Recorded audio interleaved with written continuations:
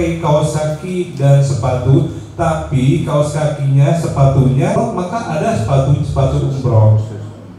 Labbaik Allahumma labbaik, labbaik la syarika laka labbaik, innal hamda wan ni'mata lak. Bismillahirrahmanirrahim. Bismillahirrahmanirrahim. Labbaik Allah. Labbaik Humma umratan. Allahumma umratan. Nawaitu al-umrata wa ahramtu biha lillahi ta'ala.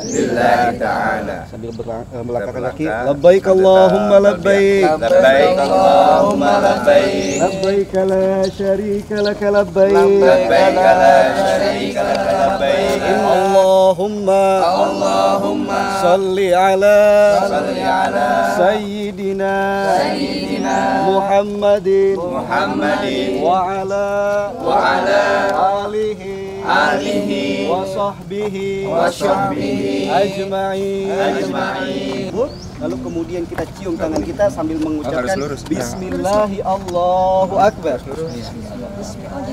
Pandang ya. Rabbana atina fid dunya hasanah wa fil akhirati hasanah wa qina azabannar wa adkhilna al-jannata ma'al abrar ya aziz ya ghaffar ya rabbal alamin. Assalamualaikum warahmatullahi wabarakatuh. Ketemu lagi dengan saya Jenita Janet dan juga suami yang hari ini lagi melaksanakan kegiatan manasik untuk umroh. Alhamdulillah. Tapi Janet sekarang nggak cuma berdua, tapi juga sama mama bapak, ada juga mama mertua. Tuh di belakang ada bapak, juga keluarga, dan juga didampingi sama bapak ustadznya yang punya travel untuk keberangkatan insya Allah tanggal 2 Maret. 2 Maret tinggal beberapa hari lagi, dan mudah-mudahan insya Allah rasanya tuh vibes-nya tuh udah kerasa banget gitu. Ini pertama kalinya, makanya se-excited itu, sesenang itu. Dan umroh pertama bisa bersama suami, bisa bersama ibu bapak dan juga ibu mertua. Itu Masya Allah banget rasanya pemirsa. Ini aku mau ajak pemirsa, yuk aku kenalin. Di sini ada orang tua kita, ada mama, bapak, ada mama mertua juga. Ini Pak Haji Adam. Nah ini berkat beliau kita berenam. Ini kita cuma berenam, berangkatnya cuma berenam aja. Jadi kita kebetulan nggak bareng dengan jamaah yang lain. Pemirsa, alhamdulillah manasik umrohnya udah selesai. Alhamdulillah. Ini aja di belakang kita, Masya Allah. Ini replikanya aja udah, aku udah bergetar hati. Terus kayak kayak vibes-nya udah berasa kayak di sana ya. Nggak tahu ya, kayak jadi sensitif banget gitu perasaannya gitu. Ini umroh pertama buat aku. Orang tua juga. Iya, bisa ngajak orang tua, ngajak suami ngajak mamahnya. Jadi aduh, nikmat. Iya, dan juga ya. Iya betul. Jadi ya aku nggak tahu. Menurut aku ya ini mah nggak seberapa lah. Kado yang nggak seberapa untuk seorang suami. Masya Allah, tapi ini kado luar biasa dong. Pengen ibadah bareng aja. Kan lebih banyak kamu bahagiain aku. Enggak dong, enggak sama sekali. Apa ya, speechless ya, karena itu dia. Istri ngasih kado yang bener-bener ya nggak akan pernah dilupain ya. Masya Allah. Makanya bersyukur, alhamdulillah kita juga nanti di sana akan fokus ibadah.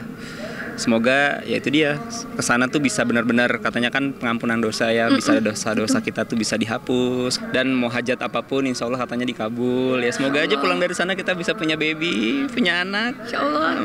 Dosa-dosa kita diampuni. Iya. Terus doa kita bisa dikabul ya. Amin. Pengen lebih baik, kalau lebih berkah aja. Iya.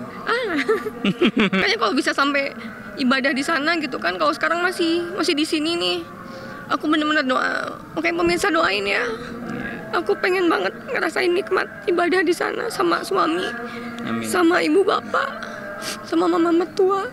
Tapi baru kali ini aku dikasih waktu yang tepat dan terbaik, dan dengan orang yang aku sangat-sangat sayangin gitu. Ada suami, ada mama bapak, ada ibu mertua. Jauh-jauh ya Pak? Iya. Dari rencana sebelum pandemi, terus kemudian ada pandemi. Terus Janet selalu berdoa, aku pengen ibadah umrohnya tuh bareng dengan pasangan. Apalagi lebih lengkap ada orang tua, Masya Allah. Bisa ngelihat orang tua dalam keadaan sehat. Aku masih diberi tenaga untuk bisa membahagiakan mereka. Itu udah cukup banget, dan mungkin gak cukup itu. Kalau aku dikasih tenaga lagi nih, aku janji aku harus banyak orang yang harus aku manfaat lah akunya dari sekecil-kecilnya. Jangan materi gitu kan, nggak bisa ditolak ukur dari materi. Dari apa yang udah aku alamin, aku bisa sharing, aku bisa ngasih motivasi buat orang lain. Iya.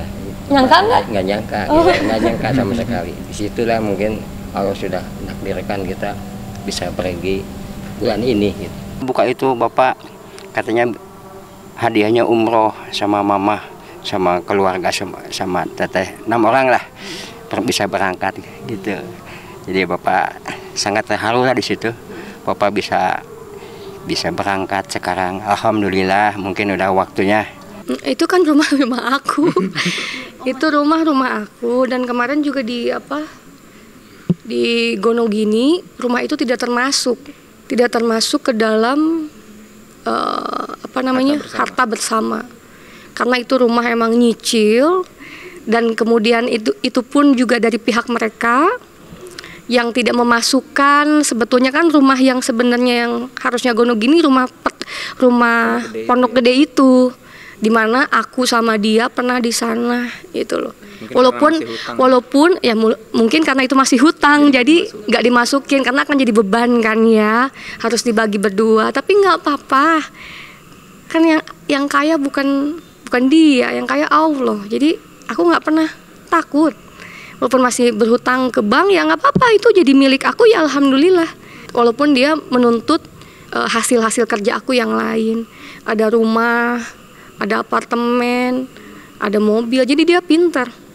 Ketika yang besar-besar gitu biarin aku yang beli gitu. Oh udah tahu ternyata dia dari lama mungkin gitu. Karena aku udah pernah bilang, aku mah dicukupkan aja nikmatnya sama Allah. Jadi harta yang sudah diambil, digondol, monggo silahkan, semoga berkah, bermanfaat ya. Harta yang sudah diambil, digondol, monggo silahkan, semoga berkah, bermanfaat ya. Hukum ini justru melindungi hubungan rumah tangga. Karena apa? Contoh misalkan seorang suami berpenghasilan lebih besar daripada istrinya, hukum ini akan melindungi seorang istri agar suaminya tidak besar kepala karena lebih besar penghasilannya.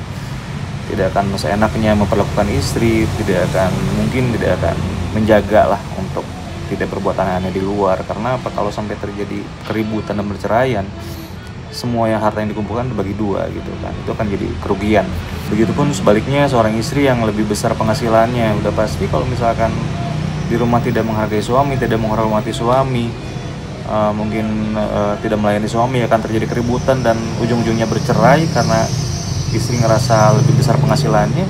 Itu akan dibagi dua gitu, apapun dari manapun asalnya gitu, harta tersebut selama dalam pernikahan itu akan dibagi dua. Jadi ya menurut saya justru ini melindungi. Lebih baik bertahan supaya hartanya juga utuh gitu. Apa yang dikumpulkan bareng-bareng dari nol dinikmati juga bersama. Belum dengar apa-apa, karena kalau pengen menerima apa-apa kan harus dihitung dulu ya. Ada tim dari yang ngitung tentang berapa jumlah nominal yang harus saya kasih. Biarkan Allah yang tahu. Nggak apa-apa. Tapi kalau misalnya mau fair-fairan ya udah kita hitung aja gitu. Aku pikir karena ini pakai rekening aku, uang aku, dan aku pun udah ngasih uang hartanya dia ke dia tanpa minta sedikit pun, aku pikir aman gitu. Ternyata enggak begitu. Perempuan hebat, hati-hati ya. Hati-hati dalam arti gini, harus lebih pintar nanya-nanya gitu. Kalau mau beli aset itu dalam pernikahan kecuali dapat hadiah ya. Kalau hadiah itu harus ada tulisan dihibahkan gitu untuk pasangan. Karena apa? Aku ngerasain banget gitu. Ini aku yang sempat sedih sih karena rumah yang di BSD itu aku bayarnya cash setelah cerai agama dari dia. Sudah keputusan dari pengadilan. Ya semoga balikin lagi aku mah sama Allah. Semoga berkah. Sabar-sabar ya, mendapatkan sesuatu itu tidak mudah. Seperti aku pun dulu kan, ngumpulin uang itu aja tuh harus jemput dulu ke sana kemari dulu, pakai tenaga, pakai keringat, nggak minta bantuan sedikit pun. Jadi kalau misalnya ada yang nggak sabar, ya sabar-sabar aja sambil doa sama Allah. Takutnya ntar, ya kita juga nggak akan tahu Allah berkehendak seperti apa. Tapi aku udah ikhlasin. Job kemanapun saya selalu mendampingi secara profesional gitu kan. Kan anggapan di luar itu bahwa saya hanya numpang hidup atau saya nggak kerja sementara dia yang banting tulang segala macam, itu kan faktanya tidak benar gitu. Lagi kalau misalkan kita memang memutuskan untuk menikah atau berkomitmen dengan seseorang, ya kita harus betul-betul komitmen awal gitu kan, menyamakan prinsip pernikahan, kemudian ekonomi juga dalam rumah tangga akan seperti apa yang akan kita jalani gitu kan, komitmennya seperti apa itu harus jelas di awal. Jadi jangan sampai ketika sudah berjalan tengah-tengah malah akan jadi keributan gitu kan. Ya itu sih yang pasti pelajarannya itu dulu nih.